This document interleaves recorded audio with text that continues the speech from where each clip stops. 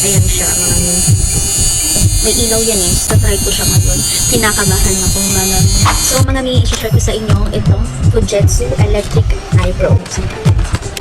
Ayan siya, may kasama na siya connector. Parang siyang ballpen, no? Ang cute ng design niya. Tapos yung color niya, ang ganda. First time ko lang to itatry, mga ni. So, ang sabi, pag ang tubo niya is pa-left, ang pag-ahit natin to the right naman. Ganun. So, itatry natin ngayon. Slide up mo lang. Ayan siya, mga ni. Try ko siya ngayon. Kinakabahan ako, mga ni. Dito sa side.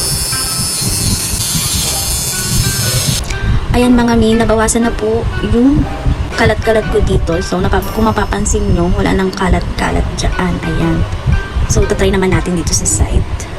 Okay? Ayan. Medyo natatakot lang. Pero, mami, hindi siya masakit gamitin. Smooth lang siya. So, ayan, medyo nabawasan ng konti yung mga kalat-kalat. So, maganda siya gamitin. Affordable din siya. Mga mi, kung gusto nyo na less hassle mag-ahit, hindi na kayo mag-chachani or mag-blade. Ito ang sagot sa nahirapang mag-ahit. Itong Fujitsu Electric Eyebrow. Kung gusto nyo matry, mga mi, nilagay ko na dyan yung link sa yellow basket. Kaya mag-check out ka na para sabay-sabay tayong mag-ahit ng kilay na hindi masasaktan. Bye! Thanks for watching!